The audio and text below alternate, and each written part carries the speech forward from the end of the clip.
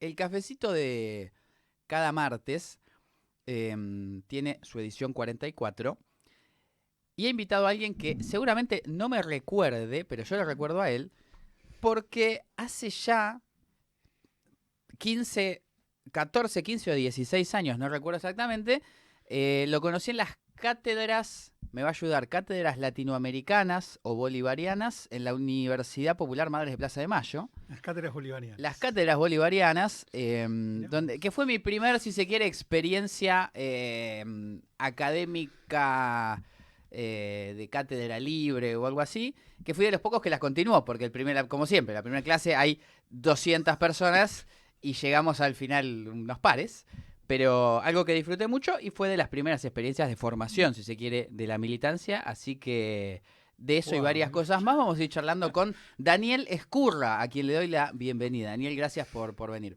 no, gracias por la invitación. Mirá el recuerdo que traes, increíble. Así estaba Daniel, creo que estaba el compañero Marcelo Balco Estaba Marcelo, sí. y Fernando, no me acuerdo el apellido, Fernando Bossi. Fernando Bossi, que es lo que cruzó después en la militancia en Sí, otros claro. lugares. Que se fue a Daniel, vivir a Venezuela, Fernando con su compañera ¿ah, sí? Mónica, sí. Bueno, saludo para él, si nos está escuchando desde algún lado, le haremos llegar la entrevista. Daniel, no puedo menos que preguntarte si tu apellido tiene algo que ver, aunque sea de manera lejana, con Encarnación. Con Doña Encarnación, sí, tiene que ver. Mi familia es de la provincia de Buenos Aires, de Ayacucho, de la rama pobre, digamos, me tocó, pero sin tierras, pero sí, sí, viene de ahí, ¿no? La familia Escurra es extendida, pero tiene un tronco común en líneas generales. Así que todos más o menos venimos del mismo lugar. Ajá. Así que un honor tener ese apellido, ¿no? ¿Llegaste al nudo en el cual sería tu contacto? Que serías un tatara, Sí, sobrino me nieto. acuerdo que una vez lo investigamos, sí, sí, sí, y había relaciones. Con el apellido una vez me pasó una cosa terrible en estas cosas de las redes sociales y eso. Una vez me escribieron un escurra que no me conocía y que me decía que era una vergüenza para la familia porque era peronista. ¿Está loco? ¿Cómo puede ser? Un liberal seguramente, algún terrateniente Ajá. o Pero, párvulo de terrateniente. Fue muy eh, divertido. curioso eh, política o sociológicamente cómo reivindicaba, evidentemente, a Encarnación desde el antiperonismo. Sí, claro, claro. ¿Cómo es eso? Más que digo, viste que en realidad desde el lugar de la familia patricia, Ajá, despojada de la claro. política del apellido, digamos, ¿no? Es decir, como que queda que es de las familias de la comprosapia del territorio bonaerense, desde Ujú, ese lugar. Y hay una rama que siguió, que continuó con muchos recursos económicos. Entonces, ujú. más allá del recuerdo de Encarnación, digo, ¿no? Lo constante y sonante son las hectáreas en la zona núcleo para una Ujú. parte de los Escurra. Entonces, digamos, hay una parte que reconoce esa filiación más oligárquica, podríamos decir Claro, nosotros. o sea, tenés tus primos Sí, los oligarcas primos terratenientes. horrorizados porque uno, digamos, ¿no? Abrevaba el peronismo. Muy, muy divertido fue esa cosa. Por Twitter fue muy, muy bueno. Bueno, me parece un careo interesante, un debate filosófico histórico interesante. Sí, claro, claro. Y sobre todo, viste que hubo tiempos donde el apellido, el rosismo, Encarnación como una figura política, una de las primeras mujeres de la organización política, no de que haya participado en política, sino que haya estructurado niveles organizativos en la política. Ella estaba, digamos, ¿no? Muy consustanciada con la organización demonizada como mazorca, pero que en realidad era Ujú, parte de la construcción política del restaurador, digamos, ¿no? ujú, Entonces, eso durante un tiempo fue como mala palabra, ¿no? claro. Y bueno, después, bueno, uno siempre fue orgulloso de ese origen y bueno, genera este tipo de controversias, ¿no? Ujú, Rosa genera este tipo de claro. controversias, ¿no? Daniel, te aprovecho porque sos historiador, además, historiador de la De Universidad la UBA, sí, de sí, la sí, UBA sí. y prácticamente un sobrino de Encarnación Escurra. Claro. Eh, para meterme un poco ahí, porque lo habrás estudiado y lo conocerás más que yo, ¿cómo se entiende en la historia a la pareja Rosas Escurra? Es decir, hay una, así como la historia oficial, mitrista, Ujú. demonizó a Rosas, utilizó también en esa demonización a la Mazorca, a Encarnación, como el brazo armado, violento, naturalmente apartando todo lo que tiene que ver con la reivindicación soberana, con los Claro. derechos que difundió Rosas en sus gestiones. ¿Cómo era gobierno de Rosas y Encarnación? Como, ¿qué podría ser? ¿Una constructora? ¿Una organizadora? Encarnación tenía como dos roles importantísimos. Uno era, digamos, ¿no? la persona de consulta política más importante de Rosas.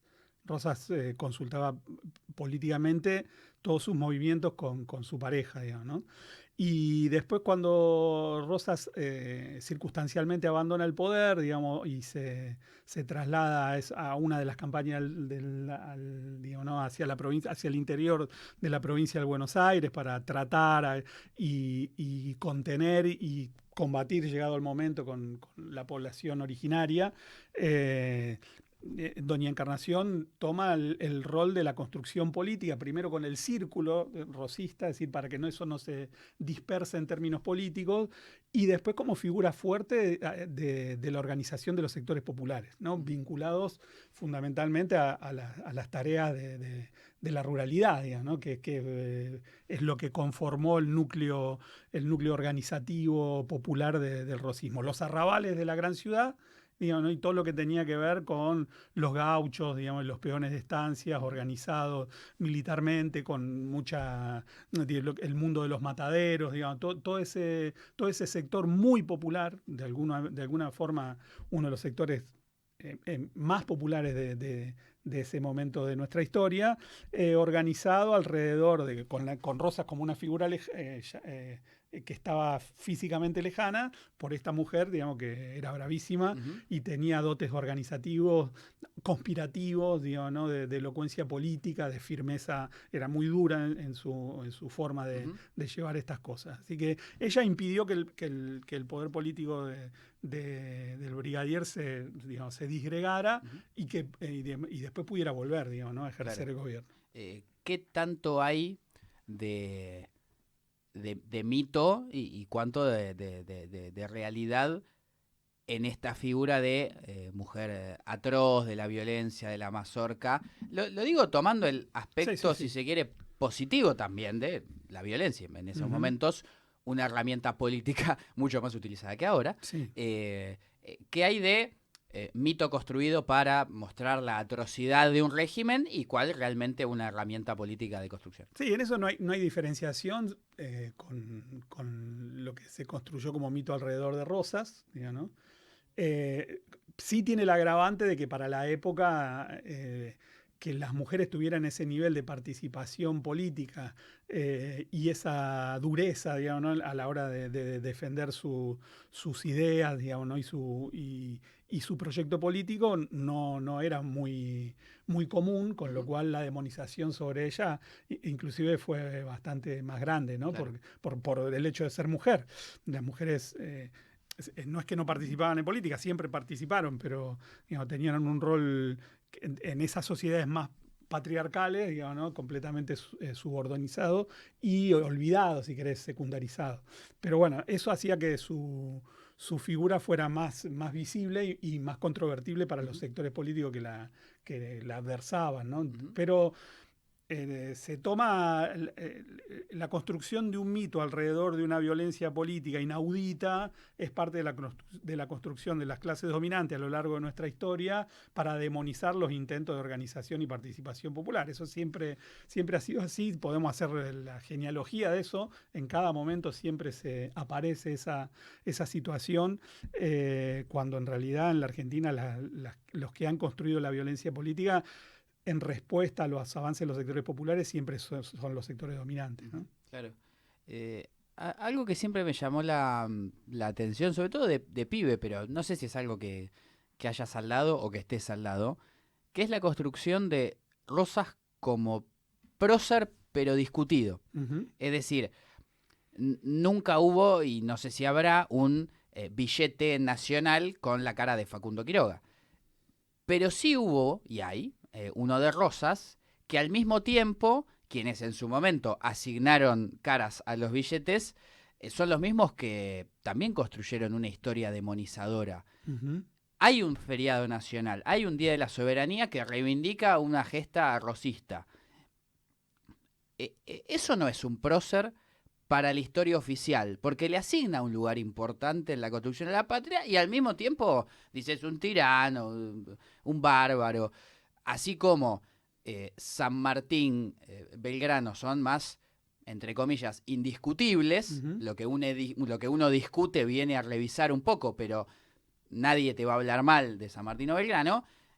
Es como de Rosa, sí, de Rosa te hablan mal o te hablan bien. Ujú. Eh, pero la historia oficial le asignó un lugar relevante. La, la historia oficial, en realidad, lo que no pudo hacer con Rosas es desterrarlo al olvido, como a otros caudillos, sobre todo los que vienen de las provincias, Uh-huh. digamos, ¿no? Que han tratado en lo más posible de llevarlos al olvido. Yo te cuento una experiencia personal. La primera vez que voy a Salta, imagínate, enloquecido, digamos, ya historiador y todo esto, la primera vez que llego, voy corriendo al museo del Cabildo de Salta, digamos, ¿no? Allí en la Plaza Central, a buscar a Güemes.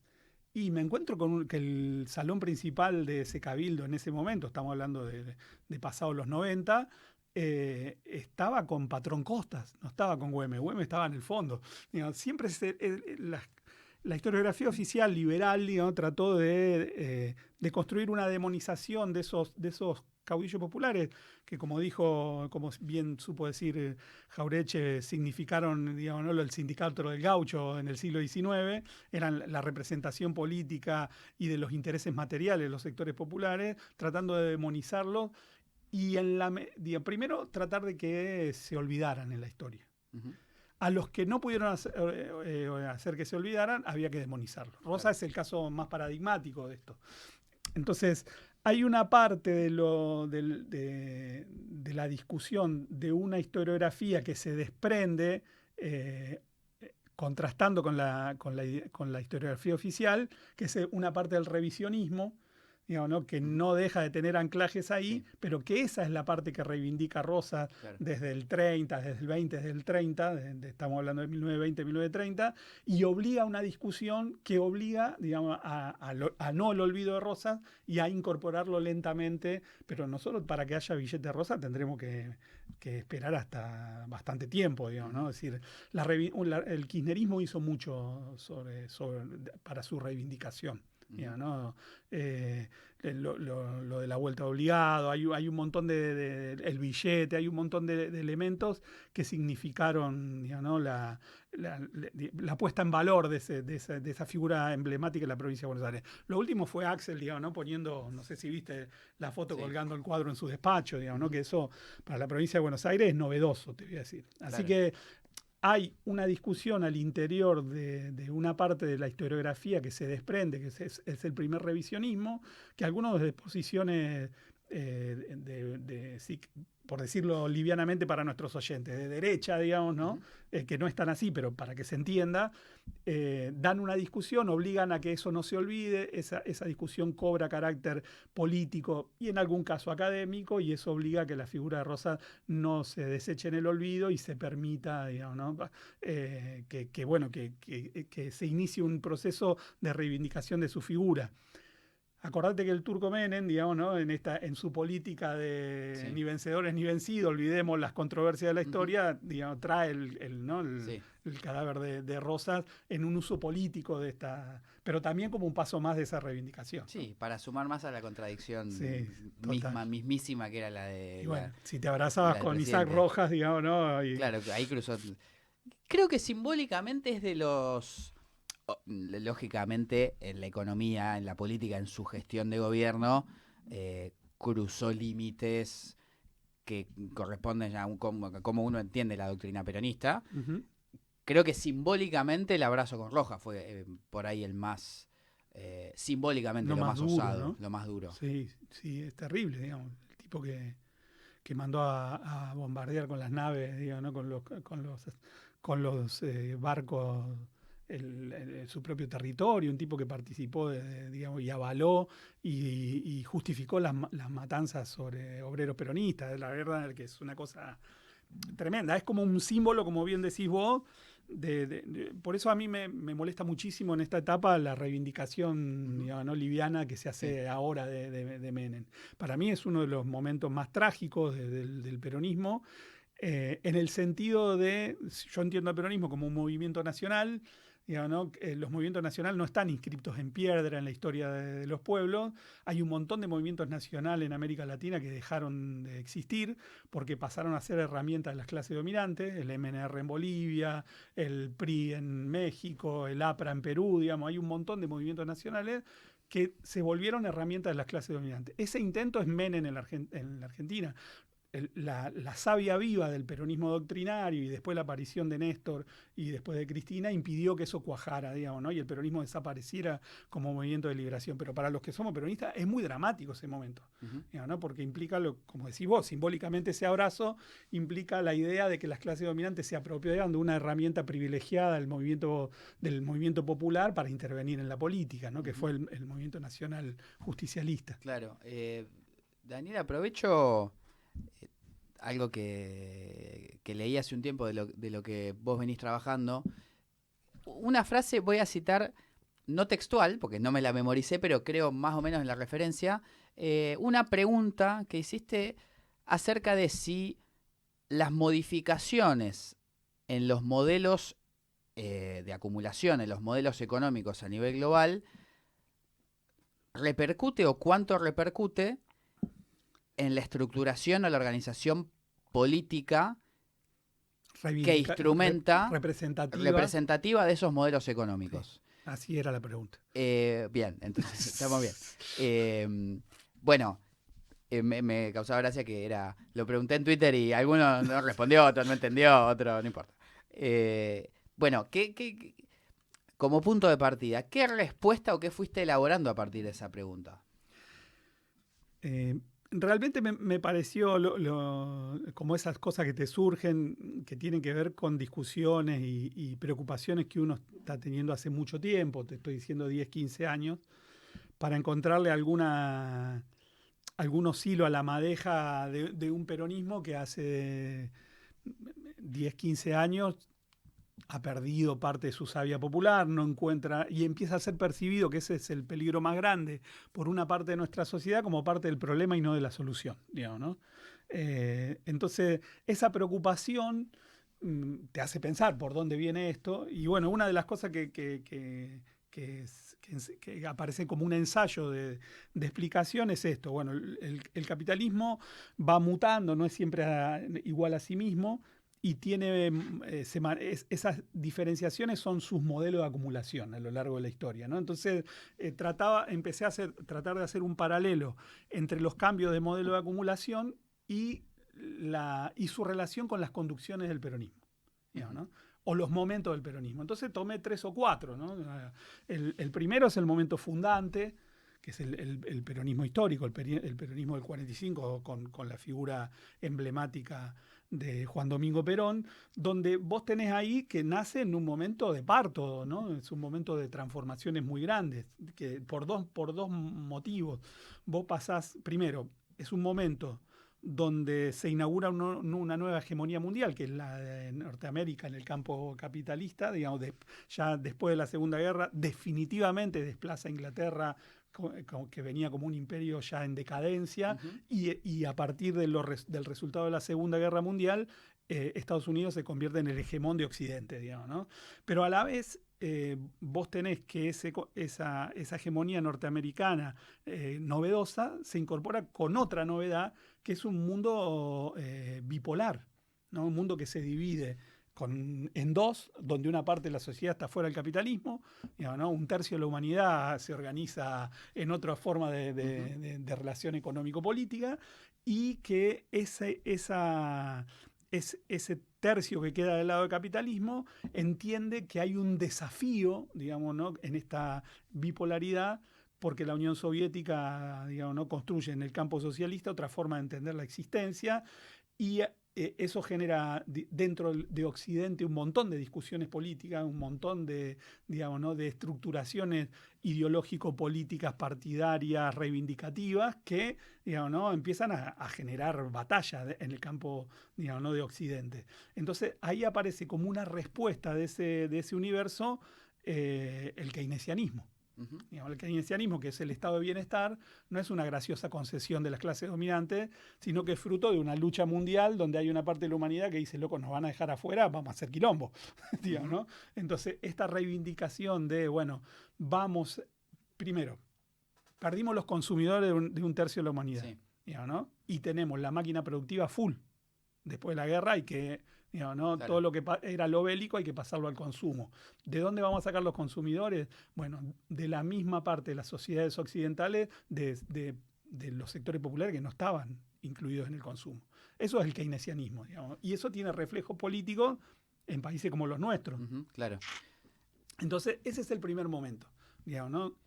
Ahora, me quedo un segundo ahí. Dale. ¿En qué me pongo en abogado del diablo? Sí, claro. El antiperonismo, ni siquiera el antiperonismo, como la izquierda, que también es antiperonista, pero Ujú. digamos un sector de izquierda que debate, que discute al peronismo diciendo, bueno, pero fue un fenómeno global y que acá fue quizás el aspecto nacional o local de un fenómeno global, que es justamente esto, había que producir, necesitábamos consumidores y en todo el mundo hubo más consumidores y la época dorada, entonces no fue un invento argentino tener más fábricas, sino que todo el mundo hubo más fábricas, no fue un invento argentino que los trabajadores puedan comprar cosas, sino que todos los trabajadores también en Europa compraron más cosas. Ujú.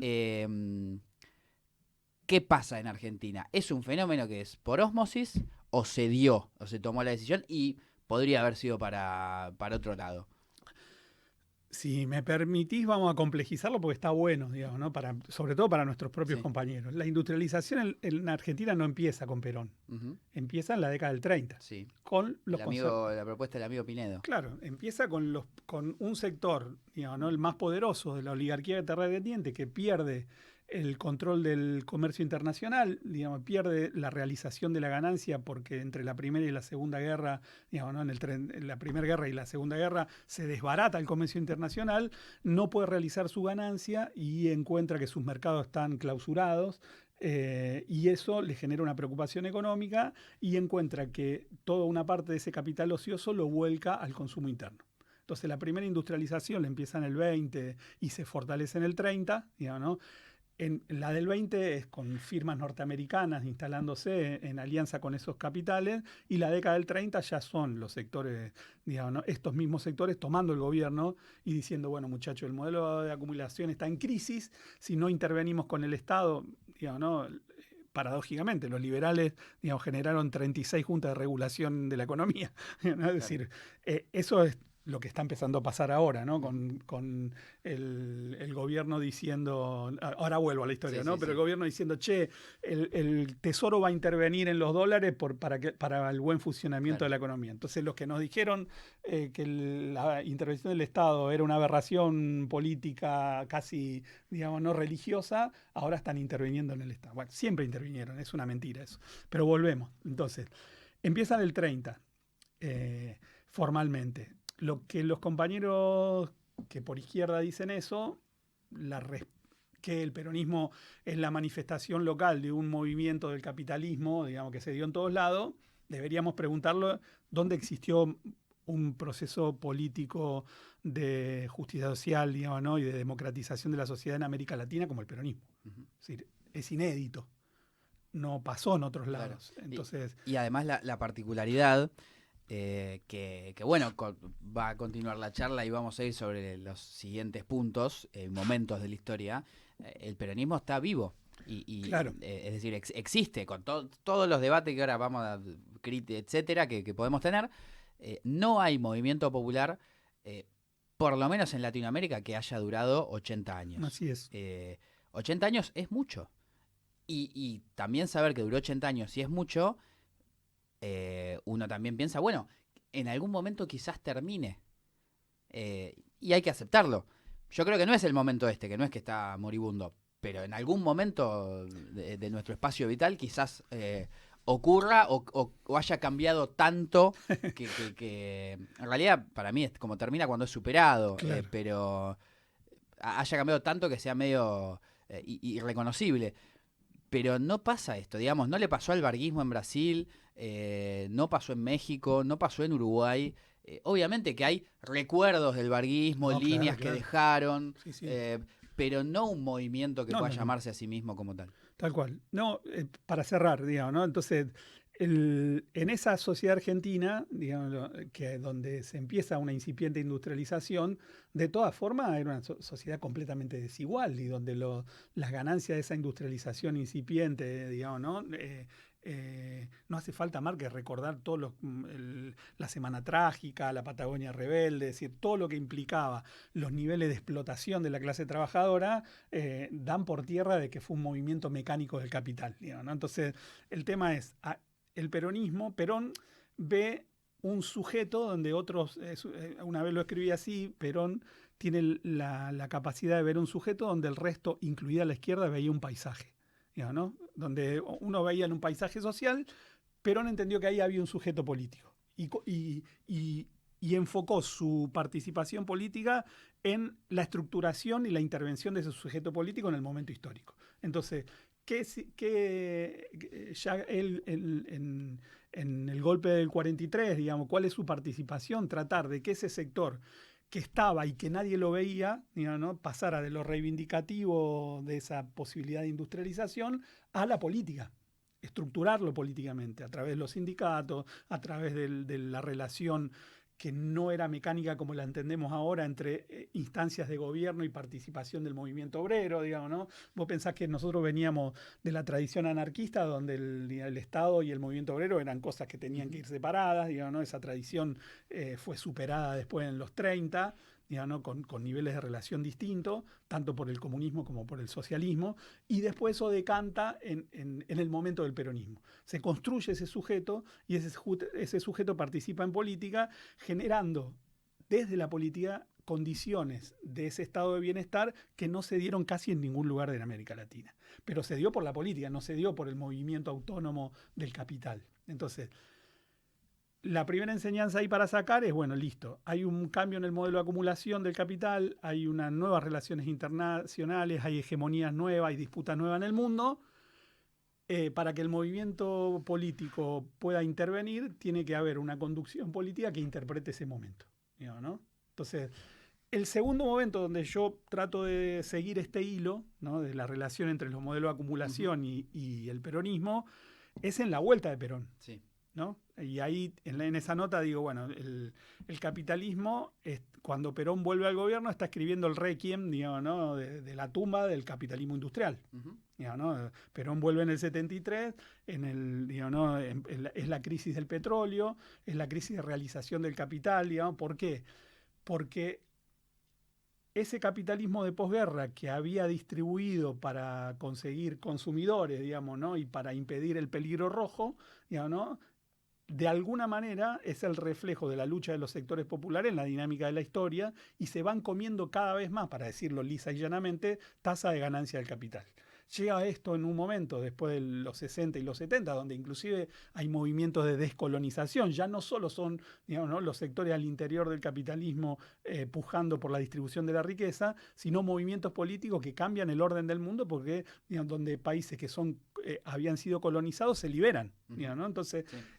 Todo eso se genera en América Latina la aparición de Cuba, digamos, ¿no? Es decir, hay un montón de elementos que te dicen que esa radicalización y esa distribución cada vez más que nosotros conocimos como el 50-50 no va a ser, digamos, el capitalismo tiene que ponerle un freno. Y el freno es, por un lado, la violencia desnuda, en la Argentina es la dictadura del 76, y por otro lado es una crisis del capital que destruye esas posibilidades. Porque vos tenés ese capitalismo donde el corazón de la toma de ganancia es el capital invertido en la producción y el movimiento obrero generando riqueza social en conjunto. Digamos, ¿no? Entonces, si el movimiento obrero tenía esa centralidad en la construcción de riqueza social, era muy difícil correrlo del escenario para no discutir Claro. tasa de ganancia. Ahora, Había que eliminarlo. había que directamente. eliminarlo. Entonces, eso tiene dos movimientos, uno físico y económico. El económico, que es después de la crisis del petróleo, es, digamos, ¿no? La financiarización de la economía, digamos, ¿no? Donde los recursos financieros empiezan a generar una dinámica. Claro, plata que genera plata. Claro, plata que genera plata. Entonces, si la dinámica de toma de ganancia es la plata generando plata, ya el movimiento obrero no está en el corazón de la dinámica capitalista. Entonces, ahí hay un cambio de modelo de acumulación que nosotros conocimos como neoliberalismo, ¿no? Entonces, cuando se inicia ese proceso, Perón vuelve a la patria, digamos, ¿no? Pero vuelve con niveles de acumulación política, que es la que le permitieron volver, que son enormes para América Latina. Los movimientos de horas huelga más importantes del mundo occidental, movimientos armados que digamos, desafían a la dictadura, es decir, niveles de acumulación de capo popular del carajo. Y esa ofensiva se da en momentos donde el capitalismo destruye las posibilidades materiales de que eso se concrete. Si a eso le sumas la vuelta de Perón, sí, es el combo perfecto. Tenés un momento dramático perfecto para la clase obrera y el movimiento popular en la Argentina. Entonces, ahí hay una relación. Vos podés intervenir en la historia cuando se dan estos momentos, pero las clases dominantes también. Ese es el segundo momento, digamos, ¿no? Hay un debate argentino. Vos parame pero por supuesto, para eso te he invitado, para interrumpirte cuando así lo desees. Cuando se da, obviamente, como ejemplo en la Argentina, pero en general no conozco tanto la experiencia en este tipo de debate de otros países. Obviamente uno suele compararse con los latinoamericanos, pero es un fenómeno mundial. Lo que el peronismo estaba tratando era de sostener, de romper la rueda o de insertarse sosteniendo niveles de apropiación de la ganancia en el nuevo sistema. No creo que ninguna de las tres respuestas puede ser absoluta, pero era tipo, este modelo está bien, el modelo industrialista obrero. Este modelo está bien y tiene que ir por más, que para mí era la demanda, o en el nuevo sistema tiene que haber lugar para los trabajadores. Que creo que es lo que nunca se logró porque la propia lógica del sistema no lo permite. En ese debate hasta económico de la coyuntura 70, ¿qué podemos encontrar? Hubo de todo. Todas esas posiciones que vos decís coexistieron violentamente dentro del movimiento nacional. Digamos, ¿no? Y es muy bueno lo que traes, porque en otro texto yo planteo, digamos, ¿no? Como alerta, como las alertas que a uno dentro del movimiento nacional, que a veces pasa cuando estos procesos de la historia se van dando, de flujos, reflujos, de cambio de modelo de acumulación, que lo que era revolucionario y transformador en una época se puede volver, digamos, ¿no? retardatario en otra. No hace falta más que hablar de la burguesía. Para el ejemplo canónico de esto es la burguesía naciendo al interior del viejo régimen, digamos, convirtiéndose primero en un actor económico y después de ese actor económico quiere ser un actor político, desafía a las monarquías, produce un cambio en las ideas, produce, digamos, ¿no? un cambio en los regímenes políticos, la Revolución Francesa, la Revolución de Estados Unidos, es decir, es un movimiento. La burguesía ahí es revolucionaria. Claro. Cuando consolida su poder, se vuelve reaccionaria. No quiere que nada cambie. Digamos, ¿no? Es decir, quiere que lo que ayudó a instituir, digamos, quede instituido para siempre. Uh-huh. Que es lo que les pasa a todas las clases sociales, digamos, claro. ¿No? Entonces, el tema es, en el movimiento nacional puede pasar algo así. Políticas que han sido transformadoras, revolucionarias, que han movido digamos, ¿no? la correlación de fuerza en un momento, y actores que consolidan su poder alrededor de esa dinámica política, en otro movimiento político quizás quieran conservar eso, conservar no es una mala palabra, digamos, ¿no? Pero como la dinámica económico-política y el mundo cambió, la geopolítica cambia, se convierten en conservadores, en peso muerto dentro de los movimientos nacionales.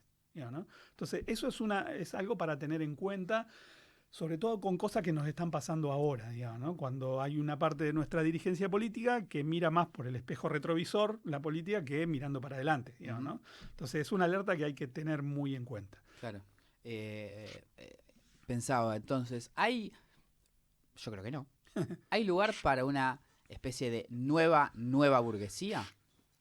El sistema es raro para pensar en un nivel de, no lo puedo pensar en burguesía proletariado, No. Es multinivel, es policlasista, lo que sea, es muy raro, Sí. no raro, complejo, pero algo así como los que están asomando, que tenían una traba, digamos, la burguesía hizo eso, la dinámica estaba cambiando y ellos empezaban a nacer, pero había una traba, un techo que tenían que romper, lo rompieron y después se aburguesaron, valga la redundancia, por arriba de ese techo. Pero hoy no veo el actor naciente. Bueno, creo que es el gran problema del mundo. No veo cuál es exactamente el actor naciente que tenga un techo que romper. No está muy claro sobre todas las cosas. No que además, voy brevemente, en paréntesis a lo metodológico. Sí. En todos lados leo y escucho, hay que debatir un modelo, hay que debatir un proyecto. Y yo digo, sí, perfecto, propongan. Porque para debatir alguien debe proponer. Yo te voy a decir que no, el otro que sí, el otro que más o menos. Es como, debatamos, hay que debatir, bueno, bárbaro. Y hay que debatir, bueno, bárbaro. Y debatamos. Y bueno, sí, contame algo y yo lo discuto. Claro. O yo cuento otra cosa y vos lo discutís. Es como debatamos el debate, ¿viste? Claro. No surge nada nuevo. Pero bueno, aparte. No, pero está bueno porque está conectado. Digamos. Yo te contesto lo de los 70. En los 70 el peronismo tenía todas estas posiciones que vos planteás, todas. ¿No?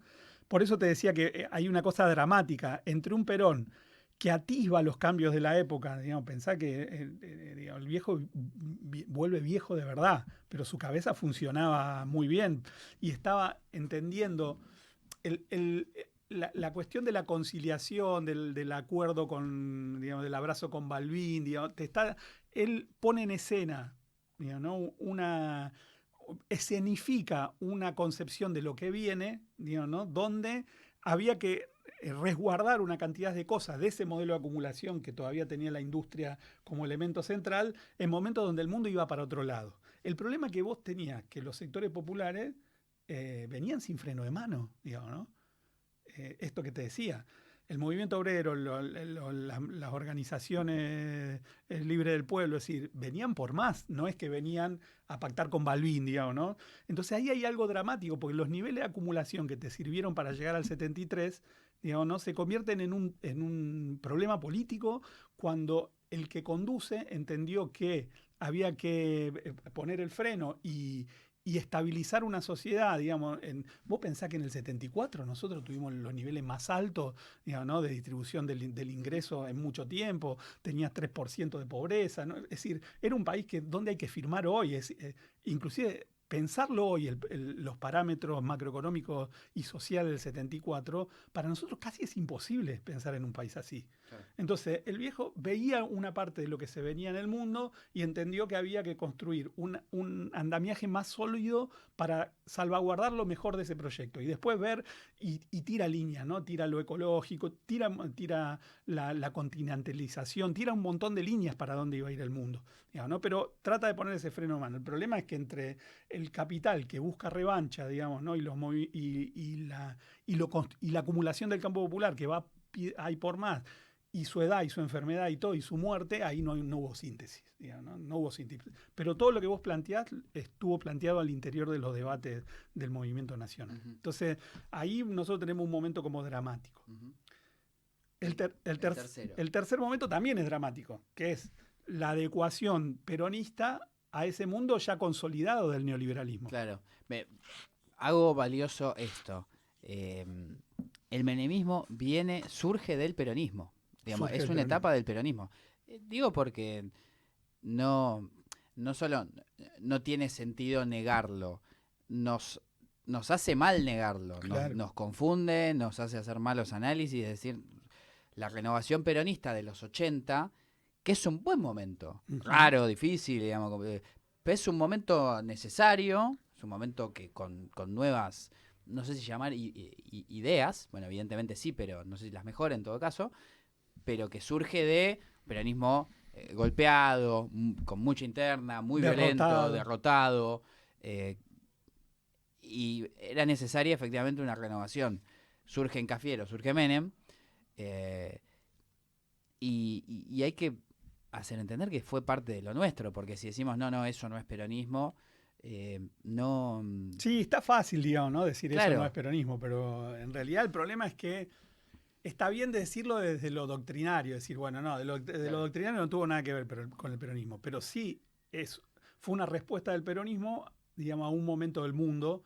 No la respuesta que rompí el carnet, me fui del PJ en ese momento y entré a militar en otro lado, digamos, ¿no? Enfrentando al menemismo. Ujú. Por eso conozco tenemos un montón de Sí, amigos comunes, digamos, ¿no? Pero el tema es que, como decís vos, oscurece más que aclara decir que eso no fue una experiencia peronista.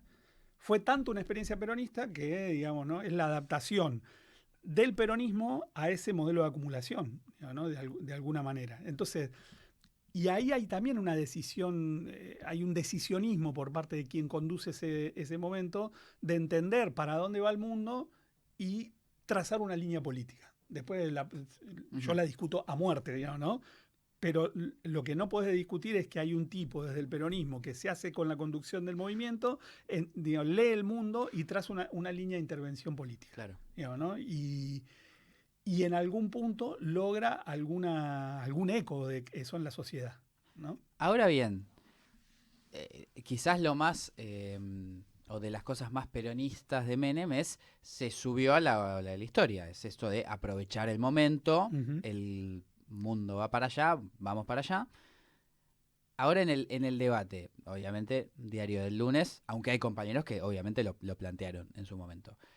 Económicamente, ¿había posibilidad de ir en ese camino mundial, podemos decir, adaptando, diciendo lo que hizo Perón en los 40?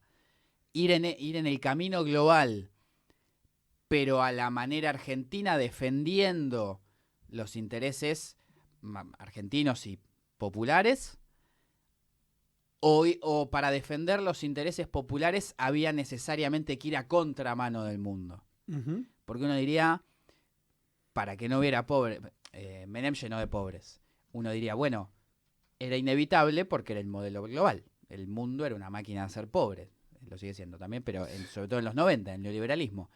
Uno diría, bueno, un buen gobierno hubiera sido tratar de acomodarse quedándose con una parte y haciendo que el Estado vender algo pero no todo, perder un poco de capacidad organizativa y perder un poco de poder adquisitivo, pero aguantando los trapos, haciéndose el boludo con Estados Unidos y ser algo medido, o la única respuesta era ser un contracíclico del mundo para plantear algo distinto, lo cual iba a ser un difícil, te iban a hackear, Estados Unidos te iba a invadir, etcétera. Había forma, yo no entiendo muy bien del tema economía, pero entiendo que alguna forma debía haber, pero había forma de hacer un gobierno popular en los 90. Es una excelente pregunta. Yo te pongo dos ejemplos que nacen más o menos en esa etapa.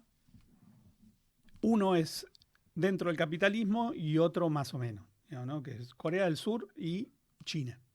Uh-huh. Digamos, en medio de la ola neoliberal, Sí. en medio de la globalización, le plantean al capitalismo una cuestión, que es la siguiente. Nosotros nos abrimos a la participación del capital en nuestra economía, conducida por el Estado, donde la tasa de ganancia se pacta, digamos, ¿no? Donde la transferencia tecnológica se pacta, donde los derechos de los trabajadores se discuten, digamos, ¿no? Y donde nosotros garantizamos desde el poder político estabilidad. Corea del Sur, desde el capitalismo, genera una sociedad, los dos, ¿no? Genera una sociedad agrícola, un imperio, un ejemplo de país recontra hiperindustrializado. Uh-huh. China, lo mismo desde otro nivel de concentración del poder político. Bueno, también en ese momento Corea tuvo muchos años de concentración política. Pero digo, hubo ejemplos de industrialización, sacar gente de la pobreza, construir una profundización de la industrialización y de la complejización del tejido económico, que no tuvieron un pedo que ver con lo que hizo Menem, digamos, ¿no? Que es privaticemos todo, digamos, ¿no? Porque no tenemos guita. No pongamos ningún límite, digamos, tanto al desarme tecnológico de la soberanía, ¿no? El misil Cóndor. No planteemos ningún reparo al capital porque eso nos lleva, ese fue el proyecto, nos lleva a que nosotros nos podamos insertar en el mundo y nos va a ir bien. El resultado estuvo a la vista, ¿no? En el 2001. Yo creo que si había alguna posibilidad era imposible con esa... ¿Y por qué lo remarco? Porque es algo que está en discusión hoy en el movimiento nacional. Hay sectores que parecen decir, che, Perón la cagó en el 46, había que aliarse con alguien va a los canales de televisión a decir, vos no te podés pelear con el más fuerte de todos. ¿Quién es ese alguien? Perdón. El compañero Moreno. Moreno. Te plantea bien, que no te podés pelear. Eso en el 45 es de, che, acordemos con Braden, no nos peleemos con Braden. Claro. Y ahora es lo que están planteando. Digamos, ¿no? Acordemos con Trump, que para colmo de males es un imperio en decadencia, que ha perdido la centralidad productiva, se perdió la centralidad económica, ya no maneja... Es un imperio como le pasó a los ingleses a principios del siglo XIX, en decadencia, que va perdiendo relevancia a nivel mundial, digamos, ¿no? Y entonces necesita sí o sí, digamos, ¿no?, volver a recolonizar su patio trasero como lugar de donde sacar recursos naturales y consumidores. Uh-huh. Entonces, en ese escenario, la política de no nos peleemos con el grande, digamos, hagamos América para los americanos y rechacemos la multipolaridad y rechacemos los BRIC y rechacemos un mundo multipolar de múltiples civilizaciones, como plantean en Oriente hoy, eso es una locura. El general Perón decía, la única política que existe es la internacional. Bueno, donde vos la cagás ahí, perdónenme en el tecnicismo, después todo lo que hagas ya está condenado al fracaso. Sí, esa es la lectura de Menem, digamos, ¿no? Hay una máxima que no viene estrictamente del peronismo, más allá de que te haya tenido mucho que ver, que es una máxima, creo, de las pocas, junto con Malvinas, respetadas diplomáticamente a lo largo de los años, que es no solo la no intervención, sino el análisis del mundo tiene que ser desde el argentino. Es decir, y hay que ser extremos. Yo pongo un ejemplo burdo y violento, pero si a la Argentina, al pueblo argentino, le sirve, le es beneficioso que haya una guerra al otro lado del mundo, no hay que decir nada. Y que la guerra se dé.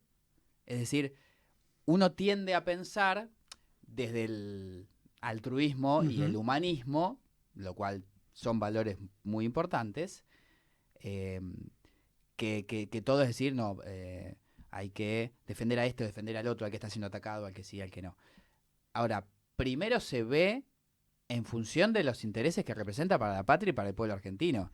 Si a mí me sirve que explote el mundo del otro lado y yo puedo vender soja ya y generar recursos para los trabajadores argentinos, bueno, digamos, no quiere decir que vaya a mandar a mis diplomáticos a fomentar la guerra. No, eso, porque eso sería imperialismo. Porque eso sería imperialismo. Y nosotros no lo somos. Pero el no intervencionismo y el observar y ubicar a la Argentina en función de lo que sucede, me parece algo que se ha sostenido y que es valioso. Esta pelotudez cósmica del alineamiento automático en Estados Unidos, decir cualquier barbaridad y decir, bueno, es eso, es una... Pero aparte, digo, no es ni siquiera una tontería, porque bueno, son los que están, es en lo que piensan, en lo que creen. Bueno, pero ¿sabes qué tiene de bueno? Tiene de bueno algo que contacta con lo que vos planteabas. Vos decías, che, dejemos de decir que hay que discutir y discutamos algo. Bueno, el compañero tira algo para discutir. Claro. Entonces yo todo el tiempo estoy acumulando y pensando, porque no estoy de acuerdo, pero bueno, es uno de los pocos que está tirando cosas para discutir. Claro. Sí, es yo reivindico eso. Después... Falta al peronismo, le falta modelo, le falta proyecto, que coincidió, digamos, actualización doctrinaria al cuarto del siglo XXI que estamos transitando. La doctrina existe, pero hay que actualizarla, hay que etcétera. Bueno, díganlo. Hago un chivo que nadie me pidió, pero me parece valioso que está haciendo como Zayat con Ajá. sus modelos. Sí. Véanlo, vean el cafecito y después van a ver los de Zayat, donde invitan economistas o gente de la economía y dice, bueno, vos qué pensás para Argentina, ¿qué hay que hacer? Hay que hacer esto, esto, esto y esto. Y de ahí discutí. Total. Para mí esto está mal, esto está bien, esto está mal, esto está bien, esto se puede, esto no se puede, pero hay una línea. Hoy está, no solo en tema político de los candidatos, eso que ya es parte, ahora lo vamos a charlar, pero hojarasca. Tampoco en lo económico, en lo social, porque decimos, che, hay cada vez más pobres. Y no es que hay una ola, digamos, o sí, no sé, pero una ola industrialista que nos va a permitir volver a crear la industria pesada argentina. Y por ahí no desde el primer orden, por ahí es un momento del segundo orden, pero hay que volver a una industria liviana, por lo menos nacional, volver a los aranceles, no todos, algunos sí, algunos no. Obviamente volver al rol del Estado, pero no puede ser el mismo Estado y su funcionamiento débil o frágil que tuvo en los últimos años. Marquemos líneas. Yo peco de lo que estoy criticando, es decir, yo tampoco es que tengo claro un modelo como tiene que ser Argentina, pero sí que falta un poco de eso. No, a mí me parece importante esto, cuando hay compañeros que están planteando escenarios, que es esto que vos decís, digamos, ¿no? Organizado, yo respeto eso, pero después me tomo la atribución de poder estar de acuerdo o no, digamos, ¿no? Como decías vos, es un buen disparador. Yo entiendo que eso es una política que nos lleva al desastre al movimiento nacional, digamos, ¿no? Esta idea de, bueno, no te puedes pelear con el fuerte. Primero yo digo, fuerte, digamos, ¿no? Es decir, el producto bruto industrial de China hoy, digamos, ¿no? Es el Producto Bruto Industrial sumados de Estados Unidos, Alemania y Japón. Yo no sé quién es el fuerte ahí. Entonces, digo, ¿no? Si vos no te querés pelear con el fuerte, tenés que discutir con los chinos, porque esos son los fuertes de verdad. Entonces, la otra noción de Occidente. Flaco, se acaban de juntar India, Pakistán, China, Rusia. Te están diciendo que hay un mundo a través de los BRICS, de la Organización de Cooperación de Shanghái, que lleva más de la mitad de la humanidad, digamos, y más del Producto Bruto Interno del mundo, que están discutiendo cómo va a ser el mundo para adelante. Te invitan a ser parte y vos decís, no, yo, porque Trump es peronista, me quedo con... y aparte decís que es peronista porque pone aranceles, o sea... Estás diciendo que, digamos, ¿no? es medio peronista, está yendo por la doctrina porque toma una medida técnica que es poner aranceles porque tiene una industria que no puede competir con el mundo. Es como fuerte, digamos, ¿no? Claro. Es como fuerte. Y está bueno que lo podamos discutir, porque este gobierno que hoy tenemos es muy endeble, las clases dominantes nuestras están en discusión si tienen que continuar con esto, digamos, o cómo garantizan un mínimo de piso lógico para que el capital pueda reproducirse, digamos, ¿no? Entonces el peronismo puede tener una oportunidad muy cercana. Y como bien decís vos, digamos, hoy estamos discutiendo más candidatos que qué es lo que vamos a hacer, porque nosotros no podemos volver a hacerlo del 2019. No tenemos derecho, digamos, ¿no? Ni tenemos posibilidades de volver a hacer eso, ¿no? Que es, lleguemos al gobierno y después veamos. Yo no soy de los que dicen, viste, como se decía en los 40 y 50, que la política es con tiralínea y compás y que si no tenés un programa acabado. No estoy diciendo eso. Los procesos políticos son aluvionales, digamos, ¿no? Hay ideas generales, después hay conducciones y hay, digamos, ¿no? Y hay momentos donde te obligan a intervenir más allá de si estás preparado o no, digamos, ¿no? Entonces, no estoy diciendo eso, pero sí lo que nosotros no nos podemos permitir hacer lo mismo que hicimos en el 2019. Si se abre la oportunidad, porque el pueblo argentino rechaza esta locura que estamos viviendo, donde hay una parte de las clases dominantes que dicen, che, pongamos un manto de raciocinio, volvamos a generar condiciones para que haya tasa de ganancia, discutamos con el movimiento obrero, discutamos el país, digamos, nosotros tenemos que ir con una propuesta. Claro. Entonces ahí es donde estamos muy retrasados. Yo creo que se nos viene más cerca la oportunidad que la posibilidad de sintetizar una propuesta. Porque hay una parte, en modo, digamos, ¿no? Alfredo Lepera, que está diciendo volver, ¿no? Lepera para los jóvenes es el letrista de Gardel que escribió el tango Volver. Nos están diciendo que nosotros lo único que tenemos que hacer es volver al 2003. yo creo que, yo dejé de militar a donde militaba para acompañar ese proceso político. Estoy orgullosísimo de haber sido un microbio en ese proyecto político, digamos, no me voy a decir nunca de eso. Fue un momento maravilloso. Pero el mundo hoy no es ese mismo mundo, digamos, ¿no? Después del 2008, de la crisis internacional del 2008, hay otro Claro. mundo, digamos, ¿no? Y nosotros necesitamos respuestas que son muy distintas a esa. Ujú. Entonces, tenemos que... ¿Cómo se resuelve esto? En estado de liberación en las bases populares, nosotros tenemos que estar discutiendo esto, no solo discutiendo candidatos. Ujú. Sí, para mí hay una propuesta, eh,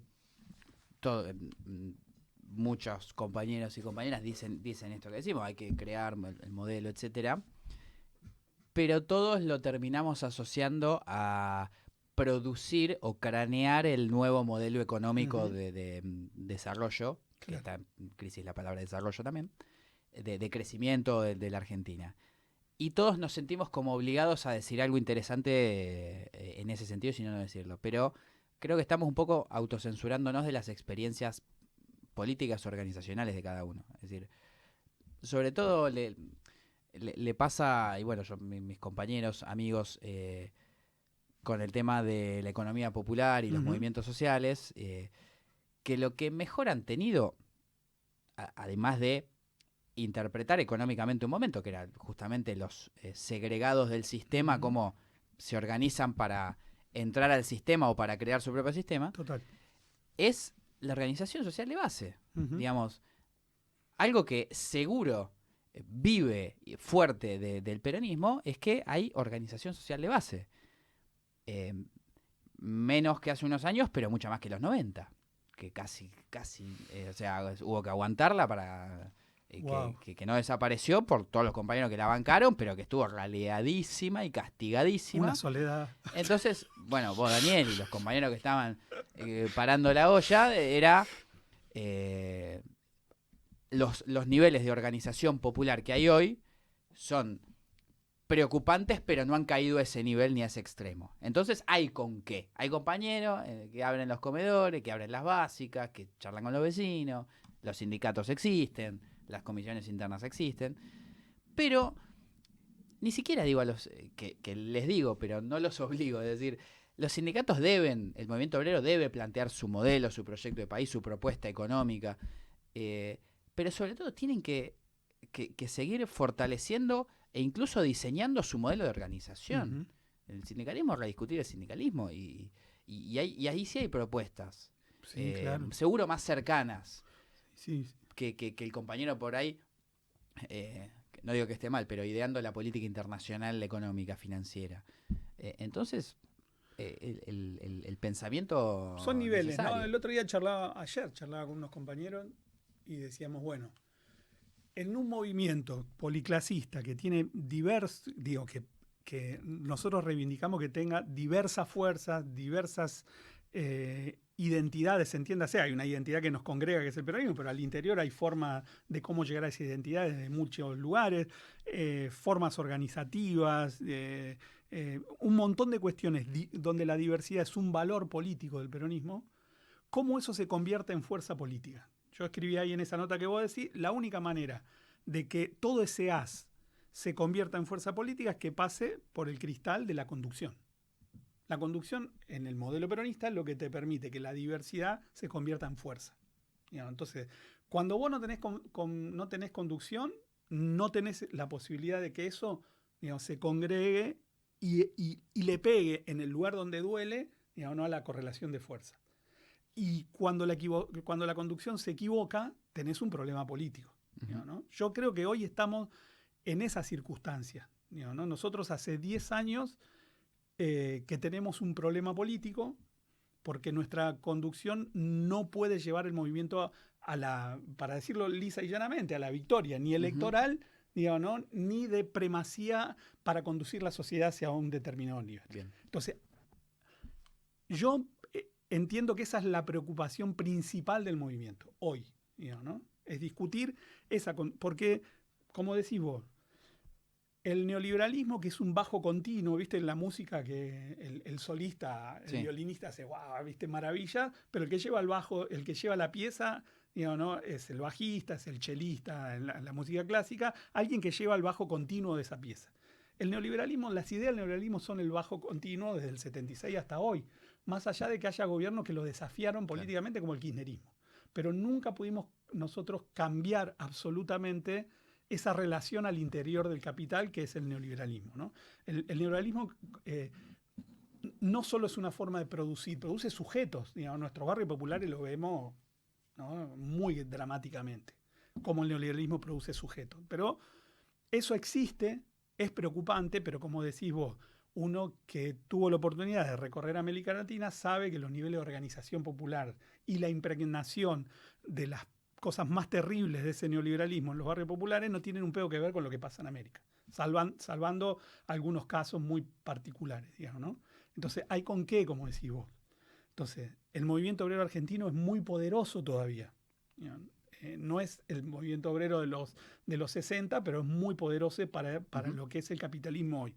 Entonces, ¿hay con qué? Lo que pasa es que toda esa fuerza no pasa por ese prisma que lo convierte, digamos, ¿no? en capacidad de intervención política, que es la conducción. Entonces, yo creo que el problema principal que tenemos hoy es ese. Entonces, hay compañeros que nos plantean, tranquilos, si hacemos lo mismo que en el 2003, digamos, vamos bien. Yo creo que eso es un límite para nosotros. Pero después veo que la discusión por esa, digo, que tenemos que tomar conciencia que es legítimo y es necesario plantear la discusión sobre la conducción. Entonces, cuando vos pensás que es legítimo y necesario discutir eso, porque nosotros desde el 2013 nos ganamos una puta elección, digamos, ¿no? Y tenemos un problema político porque vivimos en democracia y el movimiento nacional expresa las mayorías electoralmente. Sí. Digamos, si no hay democracia, discutiremos otra cosa. Pero mientras haya democracia formal, nosotros tenemos que pasar el número a votos y el voto te da la posibilidad de conducir los destinos de la nación. Sí. Sacándola del 2019, desde el 2013 acá, 10 años no ganamos una elección. Y la que ganamos fue un fracaso político. El gobierno del 2019 del compañero, digamos, Alberto Fernández y de la compañera Cristina fue un fracaso político y una parte de la sociedad nos vio profundamente como parte del problema y no de la solución. Hay que salir de ahí, maravilla.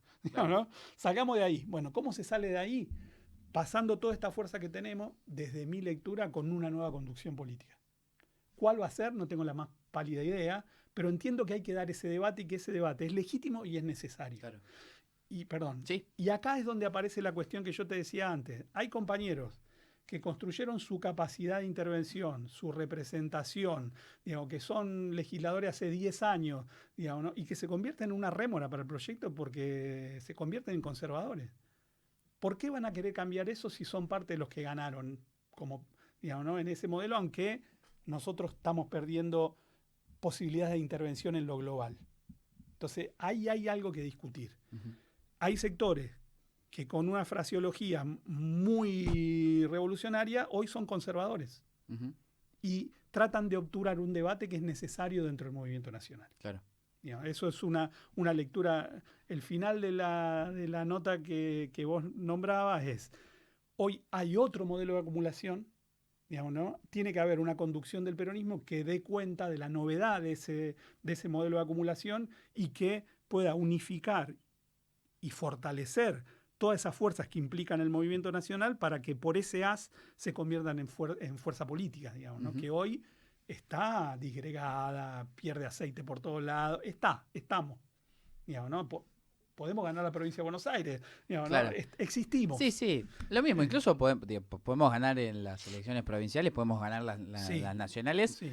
E igual tampoco resolver ninguna cuestión. Estamos ahí en el escenario, digamos, ¿no? Sí. Pero vos viste, ¿no? Volviendo a lo internacional. La escuela de realismo, de la geopolítica realista, dice que en el mundo hay actores y hay escenarios. Los países que no son actores son escenarios donde juegan los otros. Al interior de la sociedad nosotros podemos decir lo mismo, ¿no? Hoy estamos, pero tenemos que dejar de ser escenario y tenemos que ser actores políticos de primer orden en la discusión de para dónde va la Argentina. Hoy eso es una deuda para el peronismo. Hay una parte de la sociedad con la cual perdimos interlocución, no nos escucha qué es lo que queremos. Y si nosotros le estamos diciendo al modo lepera, digamos, que volver, yo no creo que podamos contactar. Tenemos Claro. que ahí plantear algo que tenga que ver con este nuevo modelo de acumulación, que si querés podemos hablar de eso, que desde el 2008 para acá, digamos, ¿no? Se está instalando en el mundo. Sí, a mí me...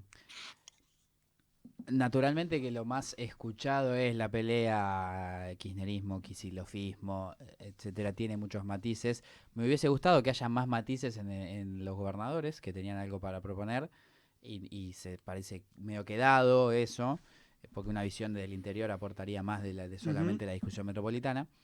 Siento además que Axel tiene mucho para decir que no lo dice. No solo en términos rosqueros, Sí, sí, que sí. seguramente, y me parece hasta honorable que lo guarde, me parece respetable, pero siento que el tipo tiene una idea, es un gran economista, tiene una idea en la cabeza que no plantea. Digo, Argentina tiene que hacer esto y esto. De acá a 5 años, no mañana, de acá a 5 años. Obviamente, sacando a esta gente de acá, por supuesto, pero el... Es decir, el gobierno económico de la provincia de Buenos Aires hoy es kirchnerismo económico, es poner plata del Estado donde no hay. El gobierno no le pone plata a los hospitales, le ponemos plata a los hospitales. El gobierno no le pone plata a las escuelas, la provincia va y le pone las escuelas. Caen las industrias, subsidio a la industria. Cae el mercado de Hacienda, pongámosle frigorífico al mercado de Hacienda. Es decir, hay bache, producto de la economía mundial y argentina, y hay bache producto del desguace que está generando Milei. La ambulancia de la provincia pone taca, taca, taca, taca. Eso naturalmente que es finito. En el momento la plata de esa manera se acaba y no está recaudando al nivel que eroga. Y además es difícil crear un modelo productivo provincial. Claro. Solo provincial. Podés generar instancias productivas regionales, instancias productivas metropolitanas, podés, pero se choca con los limitantes nacionales y los limitantes provinciales. Totalmente. Entonces, pero ahí hay una instancia en la cual yo creo que Kicillof tiene algo para decir que no lo dice. Un modelo, un pensamiento que seguramente ya lo ha contado en algún y se lo han criticado y se lo guardó y que lo van a salir a matar, por cualquier cosa que diga, lo van a salir a matar. Que en eso el kirchnerismo es bastante obturador, me parece a mí, para los debates, pero hay algo más. Y después, bueno, no quiero volver siempre a lo mismo, pero expresarse, decir compañeros qué piensan, pero no solo de la rosca, ya sabemos que estamos en contra de los mezquindades, y ¿qué se les ocurre hacer? ¿Qué se les ocurre que podríamos hacer? Y es más, hacerlo, empezar a hacer. Yo soy, nuestros oyentes, quienes siguen este ciclo, se habrán cansado de escucharme, pero lo voy a seguir diciendo. Se ha agotado la crítica. Es decir, puteamos a Cristina, Alberto, a Massa, A todos. Kicillof, a todos. Así somos. Y con razón, porque la verdad que se mandaron muchas cagadas. Es decir, tengo razón en mi crítica. Ahora, ¿cuánto tiempo puedo estar criticándolo? Tipo, compañero, se desquitó, los puteó a la dirigencia y bárbaro. Hacelo, hace algo, aportá tu granito de arena. No quiero tampoco ponerme a señalar con el dedo y pararme por encima diciendo, claro. Vos tenés que hacer, vos tenés que... Mira, yo tengo una lectura política sobre hacerlo. eso. Que yo creo que... perdóname, Daniel, sí, hay algo valioso. Porque no lo quiero dejar pasar. Vuelvo sobre el peronismo. Siempre hay algo que hacer. Es decir, vas a la facultad, juntate con la facultad. Trabajás en una fábrica, juntate con los compañeros. Claro. Generá o sea, hay cosas, hay ámbitos. De esos ámbitos de las organizaciones sociales del pueblo, de las organizaciones libres del pueblo, digamos, las organizaciones de bases donde surge lo que sea que surge, cualquier cosa que no sabemos ni cómo es, pero ahí va a tener o surgimiento o sostén, pero tienen que estar. Así es. Entonces siempre hay una tarea, aunque no sepas cómo va el mundo, cuál es el proyecto económico, sabés que juntándote algo va a salir. Eso es central para la etapa, ¿no?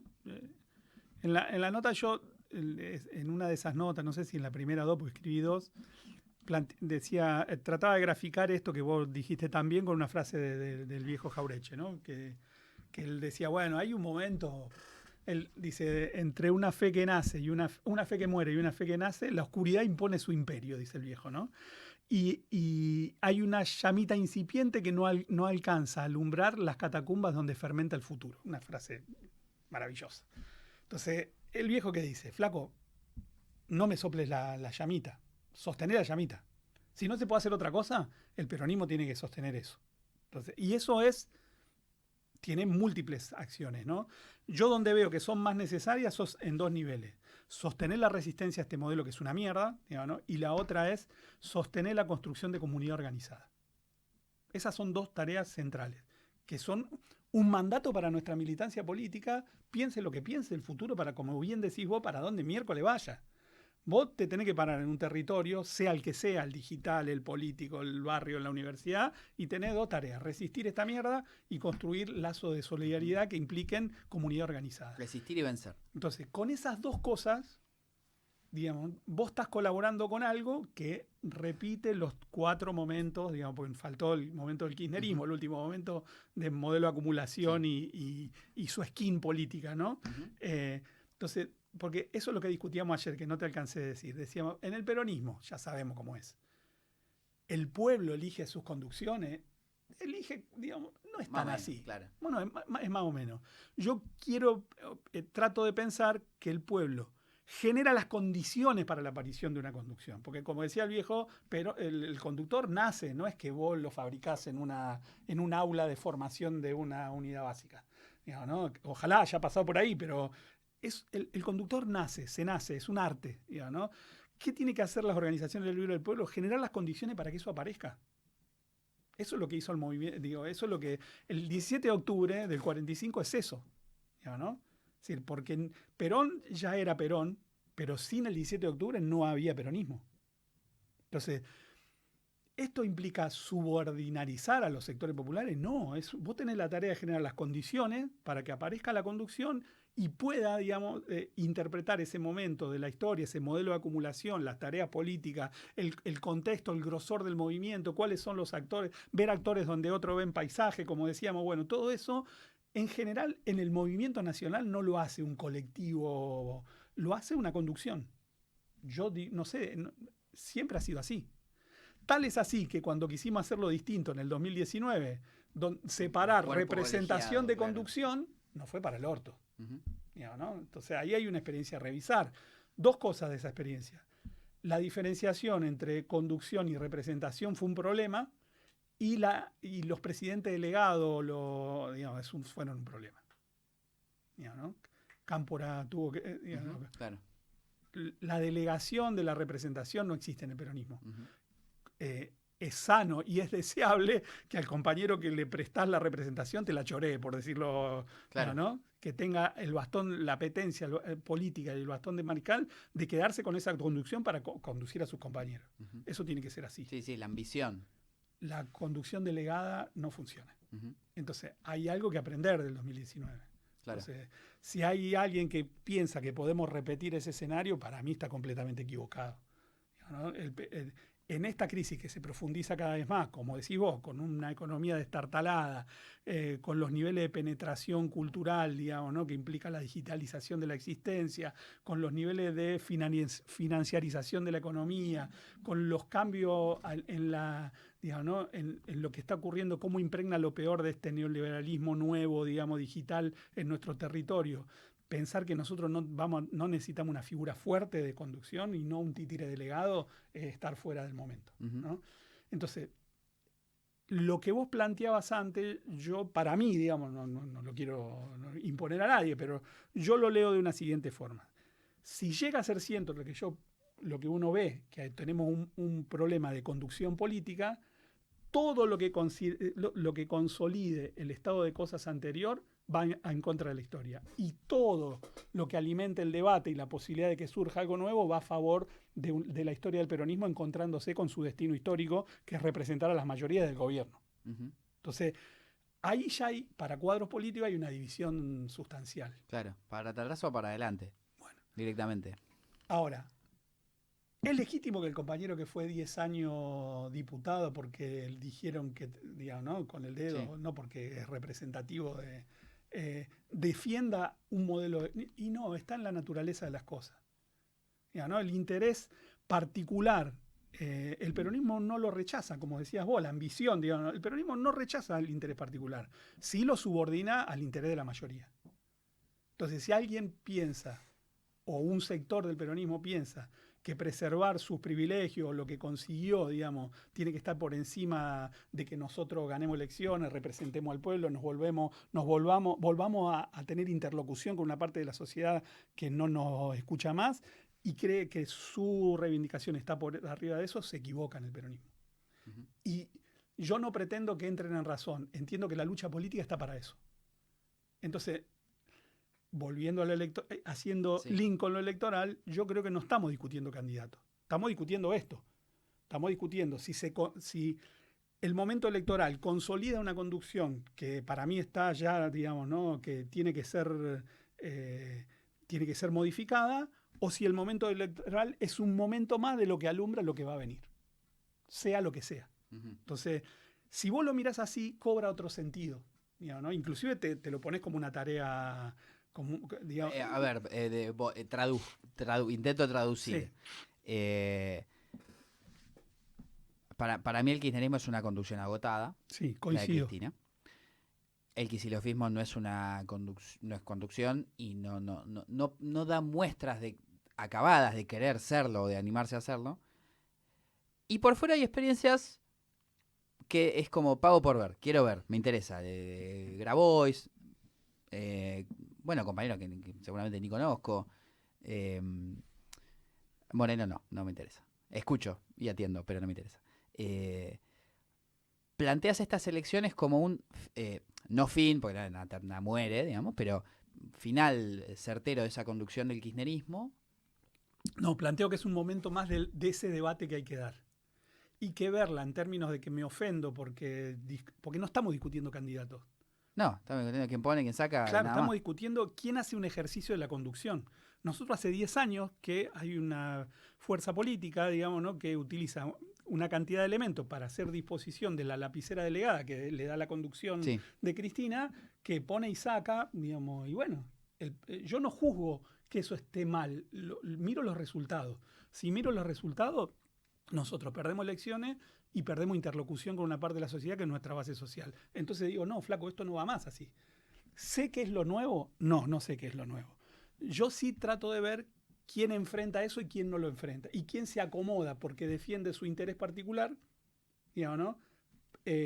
Acomodándose a algo que para mí ya, como dijiste vos, hay que cambiarlo. Esa es la divisoria de agua, para mí es clarita. Entonces yo veo que Axel Kicillof discute eso para adelante. Algunos pasamos... Uh-huh. Mirá cómo fue la progresión de Axel, ¿no? Decían, bueno, no, es parte del riñón, no se va a enfrentar. Uh-huh. Bueno, no le va a dar el cuero para enfrentarse. Y hoy se discute si la forma de enfrentar es la adecuada, con lo cual ya se enfrentó. Claro. Entonces, yo puedo discutir, y es legítimo, digamos, que el compañero diga, no va lo suficientemente rápido, o no está yendo por el canal correcto, o lo que se te ocurra que quieras como militante peronista decir. Pero hay una realidad donde el flaco planteó discusiones que otros no se animaron a dar. Digamos, ¿no? Y ya están planteadas. Entonces, si vos podés discutir que el tipo no estás de acuerdo con el ritmo de esa confrontación, es porque ya la dio. Entonces, ahí hay un escenario. Claro. Te puede gustar o no, podés estar de acuerdo o no, podés pensar, como decís vos, que quiere o no quiere ser, es otra cuestión. Y después, para adelante, no sé, hay un montón de actores, ¿viste? Por eso yo tengo la esperanza en algo que aún no conocemos. Y te sintetizo. Por eso te digo que la divisoria de agua está en todo aquello que fortalezca algo que tiene que ser superado, o todo eso que abra el debate para esto, para lo que está o para lo que vaya a ser nuevo, que nos pueda permitir, digámoslo, continuar al peronismo en el centro de la representación del movimiento nacional. Eso es. Después, en lo práctico es más difícil, digamos, claro. ¿No? Pues hay compañeros que quieren ser, hay compañeros que tienen intereses territoriales, yo entiendo todo con eso. Pero vuelvo a decirte, no sea cosa que la defensa del interés particular, ¿no? te tiña o te obture la posibilidad de que el peronismo encuentre una solución superadora a eso, que siempre se dio en la historia a través de esto. Las múltiples fuerzas haciendo un haz en la conducción que te permite interpretar el momento historia y encontrar los caminos para participar con fuerza en la correlación de fuerza. Claro, yo coincido en el análisis y la proyección. Es fino, no sé si peligroso, o comprender que si bien tienen que encauzarse esos haces de luz hacia el prisma para que la conducción opere de aglutinador y proyector o proyectador, no invalida, todo lo contrario, debería fomentar que el que no haya ese prisma o esa zanahoria por delante Hay tarea política para hacer claro, dulce, porque bueno. no, es como, no, el problema es que no hay conducción. Y chau, y bueno, hermano, ya organizar. va a aparecer, o sé vos, tratá de ser Claro. vos. Por ahí en tu ambición de ser conductor, que probablemente no suceda, aportás algo. Coincido plenamente. Me parece como de muchas cosas que hemos charlado, me parece el mensaje político más incisivo. Hoy hay que compartir eso con nuestras compañeras y compañeros. Eso es fundamental, porque es cierto, si el viejo Jauretche tiene, esos momentos son claroscuros, no hay claridad cuando una conducción, digamos, no entra en un declive y no es mecánico. El peronismo puede durar mucho tiempo y en el medio, ¿qué? Me voy a sentar en mi casa a esperar que surja, ¿no? Como bien decís vos, construyamos el escenario para que eso sea posible, creyéndote que vos que podés ser, ¿entendés? Porque eso alimenta. Claro. Sí. Coincido 100%. Es como tenía ambición, trata de que sea en el marco, o por lo menos bajo cierto parámetro popular, o lo que vos consideres como popular, porque también hay ambiciones, bueno, ya conocemos las ambiciones que se desvían, y son muchas, y además a veces son exageradamente muchas, pero bueno, es una... Mao era, ¿no? Decía la desviación correcta de la etapa. No sé si es la desviación correcta de etapa, pero hay desviaciones dentro de la etapa y es plausible que ocurran dentro de distintas marcos. Entonces, vos no tenés conducción y le vas a decir a un gobernador que es traidor porque trata de preservar lo poco que tiene en su provincia, en una provincia del interior que tiene más ATN, claro, que recaudación propia. Y no, flaco, el problema es que nosotros no tenemos una conducción que le ofrezca un paraguas. Yo no digo que todo es igual y que por eso hay que prostituirse, digamos, ¿no? Pero lo que sí nosotros tenemos que entender es que hay compañeros que conducen, que tienen responsabilidades y que cuando el escenario no está, tienen que bancar los trapos de alguna manera. Y eso implica, si vos no estás a la ofensiva, digamos, ¿no? Y la correlación de fuerza no te favorece, tendrás tu punto de no retorno, pero hay otra cantidad de cosas que las tenés que negociar. Tenés que plantar alguna cosa. Decís hasta acá, esto es lo que no se negocia, digamos, ¿no? Pero hay un montón de cosas que si la correlación no te favorece, no tenés guita, este hijo de puta hace lo que hace en el gobierno nacional y qué sé yo, bueno. ¿Viste? Si no, ofreceme una alternativa de conducción nacional para decir, bueno, apostamos 100% a eso. Cuando no existe eso, es más fácil que los intereses particulares, digamos, no prevalezcan por sobre lo colectivo. Claro. Sí, además siento que todo aporte es valioso en un momento en el que está tan en debate todo, es decir, lo económico, lo político y hasta lo filantrópico, lo filosófico, la humanidad en sí misma, sí, claro, la idea de la tecnología, la inteligencia artificial, las relaciones humanas. Entonces los aportes filosóficos acerca de cómo se construye esa nueva sociedad son más parte de los debates que vienen. de los que vienen y más en la composición del debate general de lo que fue antes. Total. Es decir, el debate acerca de cómo en 2014, 15, de cómo iba a continuar el kirchnerismo, no preveía un debate filosófico acerca de la continuidad de la humanidad. Hoy el tema de qué vamos a hacer económicamente, políticamente, con la obra pública. ¿Qué Estado necesitamos? ¿Qué Estado necesitamos? ¿Necesitamos Estado? ¿Cómo va a ser? ¿Qué Constitución necesitamos?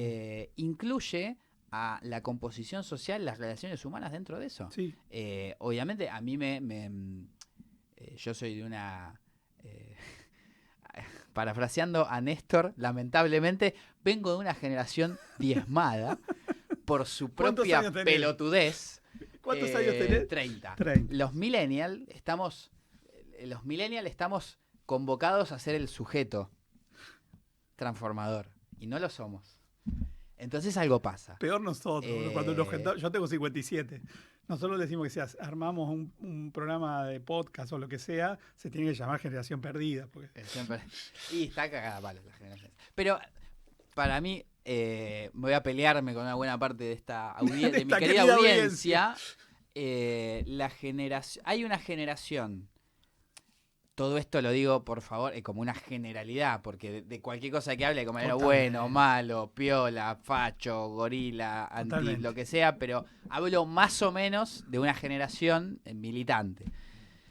La generación formada políticamente, es decir, que sus primeros pasos en una básica, en un lo que es, o por ahí no fue en una básica, fue en una universidad, fue, no sé, en un bueno, que empezó a hacer política en los 80, 90 y viste como que tuvo su problema ese de nutrirse de un momento muy difícil de la composición humana, por su individualismo, Total. De la falta de perspectiva, de una doctrina que estaba en debate. Entonces era, o te apropiabas de lo que conocías para sostener la llama, que fue el gran valor de esa generación de los 90, que se quedó, viste, en el cuartito esperando, o sea, laburando, luchando para que el peronismo siga vivo, porque parecía que no existía más. Y éramos los japoneses en la isla. El tipo que se quedó en la selva hasta el 74. Y decir, bueno, algo, en algún momento vamos a salir de esta. Vamos a salir. Pero asimismo como que se nutre de una desformación política, o por lo menos masivamente, y creo que ha reproducido eso, y que fue en buena medida, y a mí me parece, las segundas líneas de conducción del kirchnerismo y en buena parte. Entonces, la generación de esos cuadros intermedios del kirchnerismo, que se fueron, no necesariamente hablo de la cámpora, qué sé yo, como de generación de cuadros intermedios de esa edad en distintas organizaciones del campo nacional, tienen hasta hoy sus problemas en términos de generación, de conducción, de proliferación de discusiones. Por otra parte, la generación siguiente, que es la nuestra, es la famosa militancia entre algodones. El Estado está para vos, querés hacer volantes, toma los volantes, querés ir a marchar, nadie te va a tocar, marchá en ojotas, que la policía te saluda cuando marchás. No nos aprendimos de los conflictos, de los problemas, para meterse ahí y resolverlo. Era papá Estado viene y Cristina y te cuida, y un paraguas de pelotudez. Que no digo... Los patios militantes. Los patios militantes, es decir, no es que ojalá nos hubiesen cagado a palos, así nos hacíamos duro, no, porque eso el compañero, ahí sí, la otra generación, la de los 70, te dice, flaco, no te hubiese gustado que te caguen a palos, porque a mí me cagaron a palos y no estaba bueno. Pero, y por su revés, lo que sí tiene nuestra generación es que, primero, por lo menos la generación militante, está bien comida, educada, tuvo laburo, blanco, negro, bien pago, mal pago, y tuvo cierta experiencia política. Uh-huh. Entonces, de ese cóctel hay un buen futuro. Hay una generación que estaba mal comida, mal estudiada, mal laburada, uh-huh. Y que de toda esa roña hizo cosas importantes, pero en cantidades reducidas. Muy. Y bueno, obviamente, qué sé yo, por ahí el nuevo conductor tiene 80 años. Puede pasar, porque el peronismo puede pasar. No creo. Pero hay no sé, hay con qué, insisto, hay con qué. Creo que es la generación millennial, quizás aunque no sea él o la indicada de la conducción, es el motor de todo lo que viene. La generación que viene atrás yo todavía no lo entiendo. La de los pibes, imagínate las redes, las redes sociales, la mega pantalla instantánea y los consumos culturales globales. La prejuzgo del desconocimiento, quizás algo sale de ahí, no sé qué. Es que va a tener que salir algo. Va a tener que salir algo. Además va a tener que reeducarnos, porque es la que viene. Es la que va. Me atrevo a decir que es la que más va a entender el modelo económico que viene. Claro. La que nunca tuvo un trabajo en blanco, ni ya sabe que no lo va a tener. Hay un cóctel raro. a mí me parece, esto lo que vos planteás es como sustancial, digamos, ¿no? Es decir, cada generación tiene una marca de época. La mía, que yo empecé a militar a finales de los 80, tenía 3 o 4 características, que después se van a revertir con el kirchnerismo, por eso uno participó y reivindica esa experiencia, ¿no? En mi generación de o mediados de los 80 y los 90, el Estado era un enemigo, digamos, te cagaba a palo, digamos, Claro. y tomaba todas decisiones que eran en contra tuya. Digamos, la política no te representaba, porque los que éramos peronistas veíamos eso y digamos, los que no nos íbamos teníamos un dolor en el corazón. Los compañeros que no se iban tenían un dolor en el corazón. Es decir, era terrible. La política no te servía como herramienta de transformación porque la representación política del movimiento se había pasado al neoliberalismo.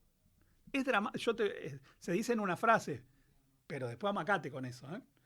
La economía te dejaba fuera, es decir, no sé, 17% de desocupación, 54% de pobres. Entonces, el Estado era el enemigo.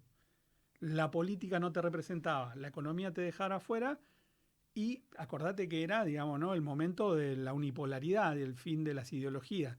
El imaginario de futuro estaba completamente mellado y roto. Entonces, esas 4 características nos marcaron a nosotros como militantes políticos. Que es todo lo contrario, si querés, a lo que le pasó a la otra generación que decís vos, la del kirchnerismo.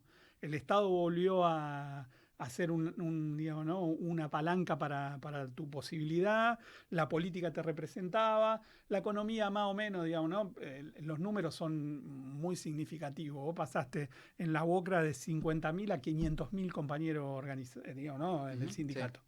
Eso algo dice, ¿no? De 50.000 a 500.000. Ahí la economía te incluyó y el imaginario del futuro iba para adelante, la integración latinoamericana, es decir, era otro momento, ¿no? Después del 2008, eso cambia dramáticamente. Y después que perdemos en el 2015 el gobierno, hay otro escenario y una generación que tiene que acomodarse a ese cambio de estas 4 características que fueron las contrarias a la mía. Y como vos lo describiste muy bien, y estamos en esa transición. Y en el medio la forma de construir sociabilidad cambió porque se digitalizaron las relaciones sociales. Entonces, mi pregunta, que yo no la voy a poder contestar por una cuestión generacional, es cómo se construye comunidad en una sociedad con las relaciones sociales digitalizadas. ¿Cómo se construye comunidad? Entonces, ¿qué sabemos de nuestra doctrina? ¿Qué es lo que yo puedo saber? Que el peronismo sin construcción de comunidad no existe. No tiene posibilidad de existir. El general Perón decía, se conduce lo organizado, no se puede conducir lo inorgánico. Entonces hay que construir comunidad organizada.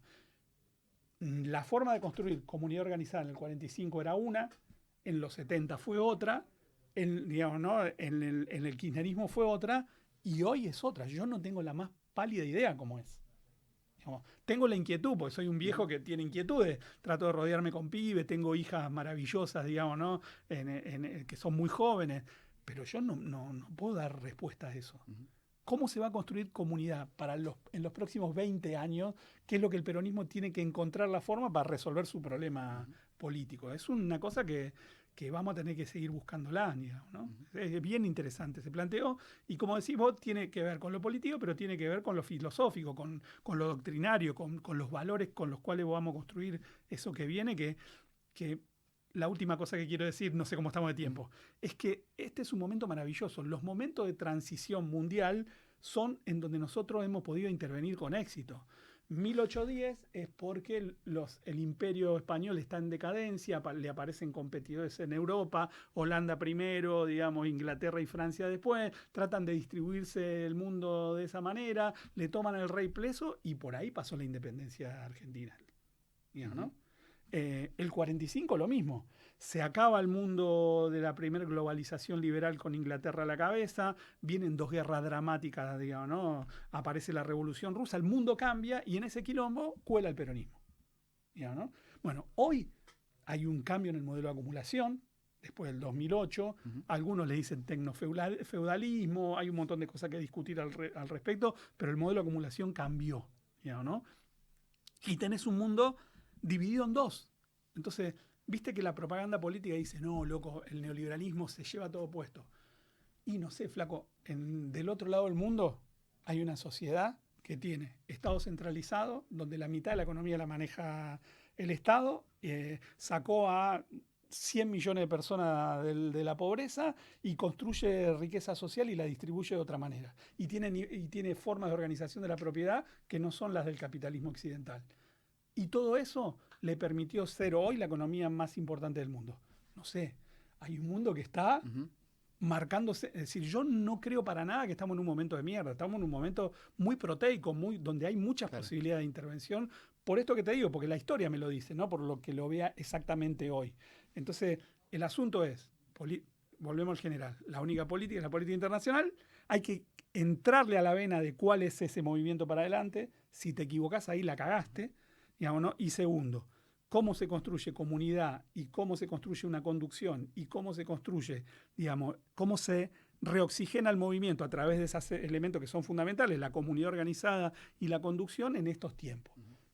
Nosotros podemos aportar, los que tienen mi edad, pero hay un desafío que es generacional, que corre para adelante, y eso es lo maravilloso, flaco. Los que militamos en los 90 sabíamos que tardaba un montón la posibilidad de reconstruir el movimiento nacional, y tardó un montón. Los compañeros de los 70 se vieron muchos sin la posibilidad de verlo. Claro. Se murieron antes. Bueno, ahora tenemos todo por delante. Hay que dar un mensaje muy optimista. Digamos, hay un mundo en transformación y nosotros tenemos posibilidades. Depende de nosotros. Daniel, te agradezco este rato largo de charla que hemos tenido. No, maravilloso, la verdad que... Y si hay algo que no te pregunté o quieras comentar, es tu momento. No, eso. Yo digo esto, como una de las formas, más allá, vuelvo a decirte, yo creo que la tarea principal es, nosotros tenemos una obligación y una responsabilidad de discutir la conducción política porque es el cristal donde se juntan las fuerzas políticas del movimiento. Discutir eso no es mala onda, no es no reivindicar a Cristina, no quererla. Hay que sacarse esas cosas de la cabeza donde parece más la revista para ti. Digamos. Yo tengo una valoración excelsa de la compañera Cristina, pero miro la realidad de cómo ha sido la política en los últimos 10 años y entiendo que hay cosas para discutir. Y esto con todo el respeto, digamos, que me merece la compañera, su historia, sus logros, digamos, su figura política. Sí. Estoy en todas las movilizaciones para defenderla, pero entiendo que hay cosas para discutir. Hay un modelo que discutir. Y no hay que tenerle miedo a eso. El movimiento necesita discutir eso.